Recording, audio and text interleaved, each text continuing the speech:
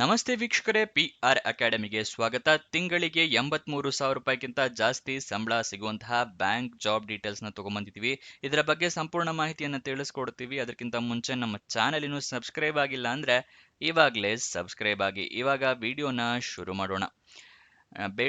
ಬಳ್ಳಾರಿಯ DCC bank ಅಂದ್ರೆ district cooperative bank ಲಿಮಿಟೆಡ್ನವರು ಹುದ್ದೆಗಳಿಗೆ ಅರ್ಜಿಯನ್ನ ಕರೆದಿದ್ದಾರೆ.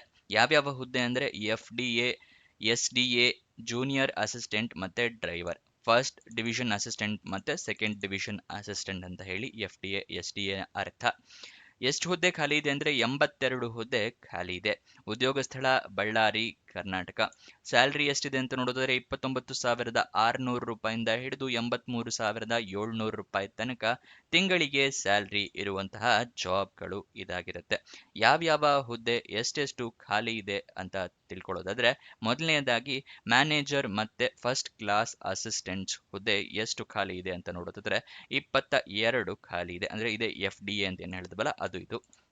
ನೆಕ್ಸ್ಟ್ ಸೆಕೆಂಡ್ ಕ್ಲಾಸ್ ಅಸಿಸ್ಟೆಂಟ್, ಅದು SDA ಅಂತ ಏನ್ ಹೇಳ್ತೀವಲ್ಲ ಆ ಹುದ್ದೆ 28 ಖಾಲಿ ಇದೆ. ಜೂನಿಯರ್ ಅಸಿಸ್ಟೆಂಟ್ ಹುದ್ದೆ 31 ಖಾಲಿ ಇದೆ. ವೆಹಿಕಲ್ ಡ್ರೈವರ್ ಹುದ್ದೆ 1 ಖಾಲಿ ಇದೆ. ಟೋಟಲ್ 82 ಹುದ್ದೆ ಖಾಲಿ ಇದೆ. ನೆಕ್ಸ್ಟ್ ಎಜುಕೇಶನ್ ಕ್ವಾಲಿಫಿಕೇಶನ್ ನೋಡೋದಾದ್ರೆ, ಜೂನಿಯರ್ ಅಸಿಸ್ಟೆಂಟ್ ಹುದ್ದೆಗೆ 10th ಪಾಸ್ ಆಗಿರೋರು ಅರ್ಜಿಯನ್ನ ಹಾಕಬಹುದು. ವೆಹಿಕಲ್ ಡ್ರೈವರ್ಗೆ ಕೂಡ ಅಷ್ಟೇ 10th ಪಾಸ್ ಆಗಿರೋರು ಅರ್ಜಿಯನ್ನ ಹಾಕಬಹುದು. ಆದ್ರೆ ಅವ್ರ ಹತ್ರ ಡ್ರೈವರ್ ಲೈಸೆನ್ಸ್ ಇರಬೇಕಾಗತ್ತೆ ಡ್ರೈವರ್ ಹುದ್ದೆಗೆ ಅರ್ಜಿಯನ್ನ ಹಾಕೋದಾದ್ರೆ. ನೆಕ್ಸ್ಟ್ ಸೆಕೆಂಡ್ ಕ್ಲಾಸ್ ಅಸಿಸ್ಟೆಂಟ್ ಹುದ್ದೆಗೆ PUC ಅನ್ನ ಕಂಪ್ಲೀಟ್ ಮಾಡಿದ್ರೆ ಸಾಕು, ನೀವು ಅರ್ಜಿಯನ್ನು ಹಾಕಬಹುದು. PUC ಅಥವಾ 12th ಅಂತ ಏನ್ ಹೇಳ್ತೀವಲ್ಲ ಅದಾಗಿರ್ಬೇಕಾಗತ್ತೆ ಸೆಕೆಂಡ್ PUC. ನೆಕ್ಸ್ಟ್ ಮ್ಯಾನೇಜರ್ ಅಥವಾ ಫಸ್ಟ್ ಕ್ಲಾಸ್ ಅಸಿಸ್ಟೆಂಟ್ಸ್ ಹುದ್ದೆಗೆ ಡಿಗ್ರಿಯನ್ನ ಕಂಪ್ಲೀಟ್ ಮಾಡಿರೋರು ಅರ್ಜಿಯನ್ನ ಹಾಕಬಹುದು.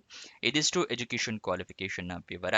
ನೆಕ್ಸ್ಟ್ ಇದರ ಸೆಲೆಕ್ಷನ್ ಪ್ರೋಸೆಸ್ ನ ವಿವರ ತಿಳ್ಕೊಳ್ಳೋದಾದ್ರೆ, ರಿಟರ್ನ್ ಟೆಸ್ಟ್ ಇರುತ್ತೆ. ಅಂದ್ರೆ ಮೊದಲನೇದಾಗಿ ಲಿಖಿತ ಪರೀಕ್ಷೆ ಇರುತ್ತೆ, ಅದಾದ ನಂತರ ಇಂಟರ್ವ್ಯೂ ಇರುತ್ತೆ, ಅಂದ್ರೆ ಸಂದರ್ಶನ ಇರುತ್ತೆ. ಇದನ್ನ ಪಾಸ್ ಆದ್ರೆ ನಿಮಗೆ ಜಾಬ್ ಸಿಗುತ್ತೆ. ಗೊತ್ತಾಯ್ತಲ್ವಾ? ನೆಕ್ಸ್ಟ್ ಎಕ್ಸಾಮಿನೇಷನ್ ಪ್ಯಾಟ್ರನ್ ಹೇಗಿರುತ್ತೆ ಅಂದ್ರೆ ಹೇಗೆ ಇರುತ್ತೆ ಅಂತ ತಿಳಿಸ್ಕೊಡ್ತಾ ಇದ್ದೀನಿ. SDA ಮತ್ತೆ FDA ಕ್ಯಾಂಡಿಡೇಟ್ಸ್ಗಳಿಗೆ ಟೋಟಲ್ 200 ಮಾರ್ಕ್ಸ್ಗೆ ರಿಟರ್ನ್ ಟೆಸ್ಟ್ ಇರುತ್ತೆ. ಮೊದಲನೇದಾಗಿ ಕನ್ನಡ ಪರೀಕ್ಷೆ ಇರುತ್ತೆ 50 ಮಾರ್ಕ್ಸ್ಗೆ. ಮತ್ತೆ ಜನರಲ್ ಇಂಗ್ಲಿಷ್ಗೆ 25 ಮಾರ್ಕ್ಸ್ಗೆ ಎಕ್ಸಾಮ್ ಇರುತ್ತೆ. ಜನರಲ್ ನಾಲೆಡ್ಜ್ಗೆ 25 ಮಾರ್ಕ್ಸ್ ಇರುತ್ತೆ. ಟೋಟಲ್ ಇದಕ್ಕೆ 100 ಮಾರ್ಕ್ಸ್ ಆಯಿತು. Next for driver and assistant ಕ್ಯಾಂಡಿಡೇಟ್ಸ್ಗಳಿಗೆ ಎಷ್ಟೆಷ್ಟಿರುತ್ತೆ ಅಂತ ಹೇಳಿದ್ರೆ, ಜನರಲ್ ಕನ್ನಡಕ್ಕೆ 50 ಮಾರ್ಕ್ಸ್ ಇರುತ್ತೆ, ಜನರಲ್ ಇಂಗ್ಲೀಷ್ಗೆ 50 ಮಾರ್ಕ್ಸ್ ಇರುತ್ತೆ, ಟೋಟಲ್ 100 ಮಾರ್ಕ್ಸ್ ಇರುತ್ತೆ. ಗೊತ್ತಾಯ್ತಲ್ವಾ? ಇದಕ್ಕೂ ಅಷ್ಟೇ 100, ಇದು ಮಿಸ್ ಆಗಿದೆ. ಒಂದ್ಸಲ ನೋಟಿಫಿಕೇಶನ್ ಸಂಪೂರ್ಣವಾಗಿ ಓದ್ಕೊಳ್ಳಿ ಕ್ಲಾರಿಫಿಕೇಶನ್ ಸಿಗೋದಕ್ಕೆ. ನೆಕ್ಸ್ಟ್ ಅರ್ಜಿಯನ್ನು ನೀವು ಹೇಗೆ ಹಾಕೋಬೇಕು ಅಂದರೆ, ಆನ್ಲೈನ್ ಮೂಲಕ ಅರ್ಜಿಯನ್ನು ಹಾಕೋಬೇಕಾಗುತ್ತೆ. ಆನ್ಲೈನ್ ಮೂಲಕ ಹೇಗೆ ಅರ್ಜಿಯನ್ನು ಹಾಕೋಬೇಕು ಅನ್ನೋದನ್ನು ತಿಳಿಸ್ಕೊಡ್ತೀವಿ. ಆನ್ಲೈನ್ ಅಪ್ಲಿಕೇಶನ್ ಹಾಕೋದಕ್ಕೂ ಮುಂಚೆ ನೀವು ನೋಟಿಫಿಕೇಶನ್ನ ಸಂಪೂರ್ಣವಾಗಿ ಓದ್ಕೋಬೇಕು. ಏನೇನು ಎಲಿಜಿಬಿಲಿಟಿ ಕ್ರೈಟೀರಿಯಾ ಇದೆ ಅಂತ ತಿಳ್ಕೊಂಡ ನಂತರ ಅರ್ಜಿಯನ್ನು ಹಾಕ್ಕೊಳ್ಳಿ. ಇಲ್ಲಾಂದರೆ ಅಪ್ಲಿಕೇಶನ್ ರಿಜೆಕ್ಟ್ ಆಗೋ ಚಾನ್ಸಸ್ ಜಾಸ್ತಿ ಇರುತ್ತೆ. ನೆಕ್ಸ್ಟ್ ಯಾವ್ಯಾವ ಡಾಕ್ಯುಮೆಂಟ್ಸ್ನ ರೆಡಿ ಇಟ್ಕೋಬೇಕು ಅಂದರೆ, ಮೊದಲನೇದಾಗಿ ID ಪ್ರೂಫ್ ಬೇಕಾಗುತ್ತೆ, ಆಧಾರ್ ಕಾರ್ಡ್, ವೋಟರ್ ID ಅಥವಾ ಪಾನ್ ಕಾರ್ಡ್. ನೆಕ್ಸ್ಟ್ ಎಜುಕೇಷನ್ ಕ್ವಾಲಿಫಿಕೇಷನ್ಗೆ ನಿಮ್ಮ ಮಾರ್ಕ್ಸ್ ಕಾರ್ಡು, ಸರ್ಟಿಫಿಕೇಟು, ಮತ್ತು ನಿಮ್ಮ ಪಾಸ್ಪೋರ್ಟ್ ಸೈಜ್ ಫೋಟೋ. ಏಜ್ ಪ್ರೂಫಿಗೆ SLC ಮಾರ್ಕ್ಸ್ ಕಾರ್ಡ್ ಅಥವಾ date of birth certificate. Experience ಏನಾದರೂ ಇದ್ದರೆ ಎಕ್ಸ್ಪೀರಿಯನ್ಸ್ ಸರ್ಟಿಫಿಕೇಟ್ ಇಟ್ಕೊಂಡಿರಿ. ಇದಿಷ್ಟನ್ನು ಕೂಡ ನೀವು ಸ್ಕ್ಯಾನ್ ಮಾಡಿ ಇಟ್ಕೊಂಡಿರಿ. ಸ್ಕ್ಯಾನರ್ ಇಲ್ಲ ಅಂತ ಹೇಳಿದ್ರೆ ತಲೆ ಕೆಡಿಸ್ಕೋಬೇಡಿ, ಮೊಬೈಲ್ನಲ್ಲೇ ಎಲ್ಲ ಡಾಕ್ಯುಮೆಂಟ್ಸು ಕೂಡ ಕರೆಕ್ಟಾಗಿ ಕಾಣೋ ಥರ ಫೋಟೋ ತೊಗೊಂಡಿಟ್ಕೊಳ್ಳಿ. ಮೊಬೈಲ್ನಲ್ಲೇ ಕೂಡ ನೀವು ಅರ್ಜಿಯನ್ನು ಹಾಕೋಬಹುದು. ಇದಿಷ್ಟನ್ನು ರೆಡಿ ಇಟ್ಕೊಳ್ಳಿ. ಆಮೇಲೆ ಆನ್ಲೈನ್ ಅಪ್ಲಿಕೇಶನಲ್ಲಿ ನಿಮ್ಮ ಇಮೇಲ್ ID, ಮೊಬೈಲ್ ನಂಬರ್ನ ಕರೆಕ್ಟಾಗಿ ಮೆನ್ಷನ್ ಮಾಡಿ. ನಿಮಗೆ ಇಂಟರ್ವ್ಯೂಗೆ ಕರೆಯೋದಾದರೆ ಅಥವಾ ನಿಮ್ಗೆ ಏನಾದರೂ ಜಾಬ್ ಸಿಕ್ಕರೆ ಅವರು ಹೇಗೆ ತಿಳಿಸ್ತಾರೆ ಅಂದರೆ ಇಮೇಲ್ ಅಥವಾ SMS ಮುಖಾಂತರ ತಿಳಿಸ್ತಾರೆ. ಅದಕ್ಕೋಸ್ಕರ ಅದನ್ನು ಕರೆಕ್ಟಾಗಿ ಮೆನ್ಷನ್ ಮಾಡಿ. ನೆಕ್ಸ್ಟ್ ಇದಕ್ಕೆ ಅಪ್ಲಿಕೇಶನ್ ಫೀಸ್ ಇರುತ್ತೆ. ಅಪ್ಲಿಕೇಶನ್ ಫೀಸ್ ಯಾವ್ಯಾವ ಹುದ್ದೆಗೆ ಎಷ್ಟೆಷ್ಟಿದೆ ಅಂತ ಹೇಳಿ ತಿಳಿಸ್ಕೊಡ್ತಾ ಇದ್ದೀನಿ. ಮೊದಲನೇದಾಗಿ ಜನರಲ್ ಮತ್ತು ಇನ್ನಿತರ ಕ್ಯಾಂಡಿಡೇಟ್ಸ್ಗಳಿಗೆ 1000 ರೂಪಾಯಿ ಅರ್ಜಿ ಶುಲ್ಕ ಇರುತ್ತೆ. SC/ST ಕ್ಯಾಂಡಿಡೇಟ್ಸ್ಗಳಿಗೆ ಮತ್ತು ಎಕ್ಸ್ ಸರ್ವಿಸ್ ಮೆನ್ ಅಂದರೆ ರಿಟೈರ್ಡ್ ಆರ್ಮಿ ಪರ್ಸನ್ಸ್ಗಳಿಗೆ ಮತ್ತು PWD ಅಂದರೆ ಅಂಗವಿಕಲ ಕ್ಯಾಂಡಿಡೇಟ್ಸ್ಗಳಿಗೆ 500 ರೂಪಾಯಿ ಅರ್ಜಿ ಶುಲ್ಕ ಇರುತ್ತೆ.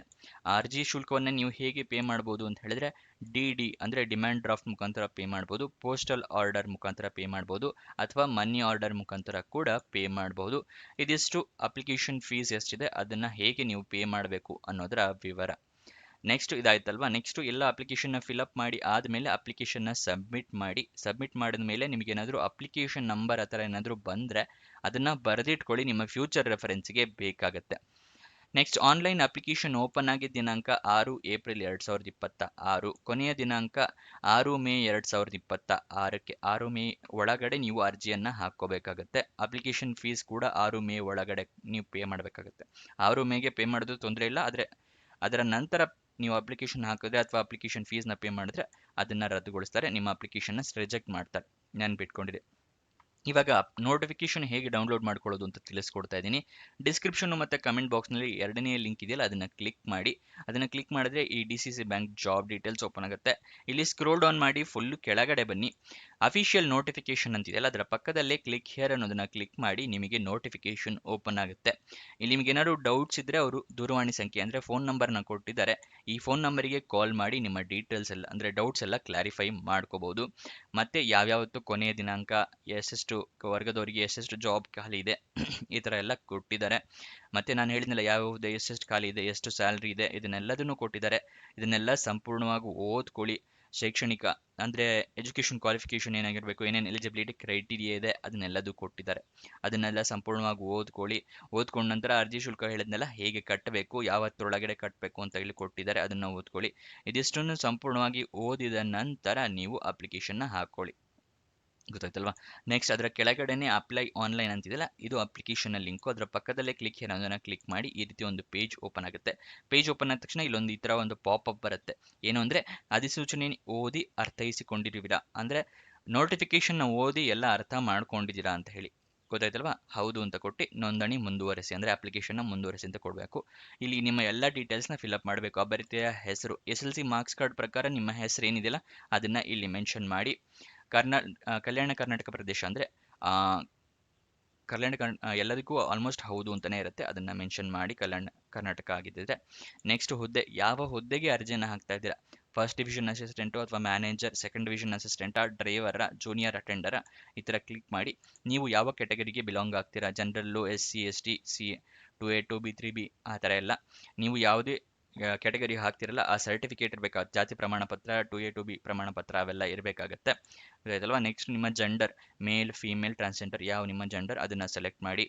ನೆಕ್ಸ್ಟ್ ನೀವು ಮಾಜಿ ಸೈನಿಕ, ಎಕ್ಸ್ ಸರ್ವಿಸ್ ಮೆನ್ನ ಹೌದಾ ಇಲ್ವಾ, ಅಂಗವಿಕಲರ ಹೌದಾ ಇಲ್ವಾ, ದೈಹಿಕವಾಗಿ ಅಂಗವಿಕಲ ವ್ಯಕ್ತಿನ, ಮತ್ತು ವಿಧವಾ ಮಹಿಳೆ ಹೌದಾ ಇಲ್ವಾ ಅದನ್ನು ಮೆನ್ಷನ್ ಮಾಡಿ. ಮತ್ತು ನಿಮ್ಮ ಡೇಟ್ ಆಫ್ ಬರ್ತ್, ಹುಟ್ಟಿದ ದಿನಾಂಕ, ಡೇಟು, ಮಂತು, ಇಯರ್ ಈ ಥರ ನೀವು ಮೆನ್ಷನ್ ಮಾಡಬೇಕಾಗುತ್ತೆ. ನಿಮ್ಮ ಇಮೇಲ್ ID, ನಿಮ್ಮ ಇಮೇಲ್ IDನ ಎರಡನೇ ಸಲ ಮೆನ್ಷನ್ ಮಾಡಬೇಕು. ಇಲ್ಲಿ ಒಂದ್ಸಲಿ ಮೆನ್ಷನ್ ಮಾಡಿ, ಎರಡನೇ ಸಲ ಇಲ್ಲಿ ಮೆನ್ಷನ್ ಮಾಡಿ. ನೆಕ್ಸ್ಟು ನಿಮ್ಮ ಮೊಬೈಲ್ ನಂಬರನ್ನು ಇಲ್ಲಿ ಹಾಕ್ಕೋಬೇಕಾಗುತ್ತೆ. ಎರಡನೇ ಸಲ ಮೊಬೈಲ್ ನಂಬರ್ 2 ಸಲ ಹಾಕಬೇಕು. ಒಂದೇ ಮೊಬೈಲ್ ನಂಬರ್ ಹಾಕಿ, 2 ಮೊಬೈಲ್ ನಂಬರ್ ಅಲ್ಲ, ಒಂದೇ ಮೊಬೈಲ್ನ 2 ಸಲ ಮೆನ್ಷನ್ ಮಾಡಬೇಕಾಗುತ್ತೆ ಕನ್ಫರ್ಮೇಷನ್ಗೆ. ಆಮೇಲೆ ಗೆಟ್ OTP ಕೊಟ್ಟ ತಕ್ಷಣ ನಿಮಗೆ ಮೊಬೈಲ್ ನಂಬರಿಗೆ ಮತ್ತು ಇಮೇಲ್ IDಗೆ OTP ಬರುತ್ತೆ, ಅದನ್ನು ಮೆನ್ಷನ್ ಮಾಡಬೇಕಾಗತ್ತೆ. ಗೊತ್ತಾಯ್ತಲ್ವಾ? ಅದನ್ನು ಮಾಡಿ. ನಿಮ್ಗೆ ಏನಾದರೂ ವಿಚಾರಣೆಗಳಿದ್ರೆ ಅಂದರೆ ಡೌಟ್ಸ್ ಇದ್ದರೆ ಇಲ್ಲಿ ಫೋನ್ ನಂಬರ್ ಇದೆ, ಇಲ್ಲಿದೆಯಲ್ಲ ಈ ರೀತಿ ಇದೆಯಲ್ಲ, ಈ ಬಟನ್ನ ಕ್ಲಿಕ್ ಮಾಡಿ. ಇಲ್ಲಿ ಈ ಥರ ಓಪನ್ ಆಗುತ್ತೆ. ಅಡ್ರೆಸ್ಸು ಕೂಡ ಕೊಟ್ಟಿದ್ದಾರೆ, ಯಾವ ಅಡ್ರೆಸ್ಸಿಗೆ ಹೋಗ್ಬೋದು ಅಂತ ಹೇಳಿ. ದೂರವಾಣಿ ಸಂಖ್ಯೆ ಕೂಡ ಕೊಟ್ಟಿದ್ದಾರೆ. ಈ ನಂಬರ್ಗೆ ನೀವು ಕಾಲ್ ಮಾಡಿ ಡೌಟ್ಸ್ನ ಕ್ಲಾರಿಫೈ ಮಾಡ್ಕೋಬಹುದು. ಗೊತ್ತಾಯ್ತಲ್ವಾ? ಏನೇ ಡೌಟ್ಸ್ ಬಂದರೂ ಈ ನಂಬರಿಗೆ ಕಾಲ್ ಮಾಡಿ ನಿಮ್ಮ ಡೌಟ್ಸ್ ಎಲ್ಲ ಕ್ಲಾರಿಫೈ ಮಾಡ್ತಾರೆ. ನೆಕ್ಸ್ಟ್ ಇದರ ಎಜುಕೇಷನ್ ಕ್ವಾಲಿಫಿಕೇಷನ್ ವಿವರ ತಿಳ್ಕೊಳ್ಳೋದಾದರೆ ಸ್ಯಾಲ್ರಿಯನ್ನು ತಿಳಿಸ್ಕೊಡ್ತೀನಿ ಮೊದಲು. ಮ್ಯಾನೇಜರ್ ಮತ್ತು ಫಸ್ಟ್ ಡಿವಿಷನ್ ಅಸಿಸ್ಟೆಂಟ್ ಹುದ್ದೆಗೆ 44,425 ರೂಪಾಯಿಂದ ಹಿಡಿದು 83,700 ರೂಪಾಯಿ.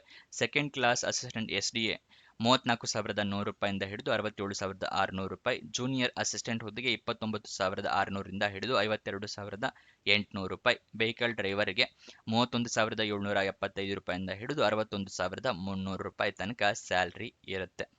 ಗೊತ್ತಾಯ್ತಲ್ಲ ಯಾವ್ಯಾವ ಹುದ್ದೆಗೆ ಎಷ್ಟೆಷ್ಟು ಸ್ಯಾಲರಿ ಅಂತ ಹೇಳಿ.